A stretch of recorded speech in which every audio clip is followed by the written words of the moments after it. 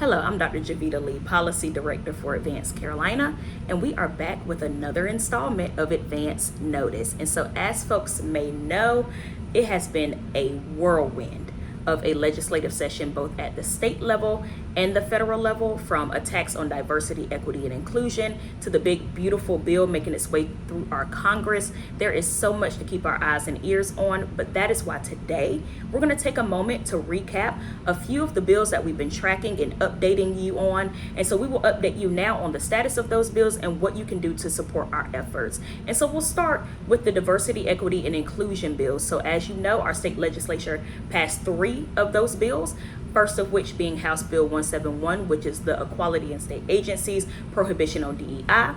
We have Senate Bill 227, which is eliminating DEI in public education.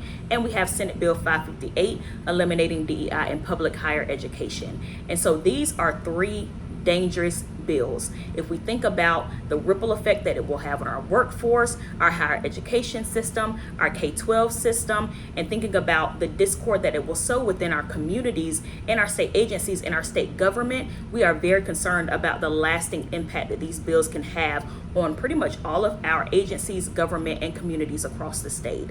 Our legislature also passed 2 dangerous immigration bills, Senate Bill 153, NC Border Protection Act, and House Bill 318, Criminal Illegal Alien Enforcement Act.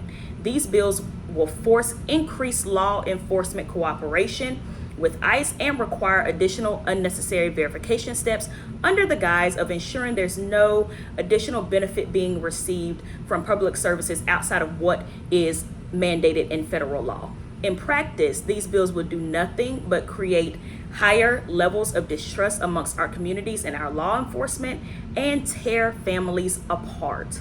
Lastly, we also want to highlight Senate Bill 266. That is the Power Reduction Act. And so this title is quite misleading because this is a bill that will, 1, remove the 70% carbon reduction by 2030 goals set forth by Duke Energy.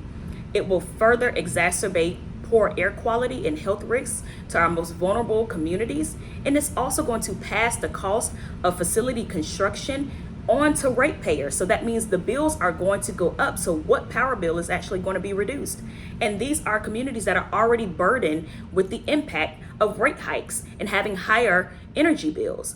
And it will also increase our reliance on fossil fuels, which we already know are terrible for the environment and terrible for public health. Fortunately, all of these bills have been vetoed by Governor Josh Stein. And so he recognized the harm that these would do to our communities, but we must sustain that veto in order for these bills not to become law. And so that is where we need your help. So 3 quick ways that you can support our efforts. 1, we want you to join us on Monday, July 21st at 5 p.m. The North Carolina Black and Brown Policy Network and their allies will be having a Sustain the Veto rally at Freedom Park in Raleigh, North Carolina. 2nd, we want you to contact your legislators, continue to contact them, continue to ask them to sustain the veto of these bills. And lastly, share, like this post, help us get the word out about these bills that have been vetoed and how we need to sustain the veto. And please participate in our upcoming actions. So that was a lot to digest, but that is where we'll stop for today. So thank you so much for tuning in. Like, share, make sure you're following us at Advance Carolina for more updates and information. And we'll see you all next time. Thanks so much.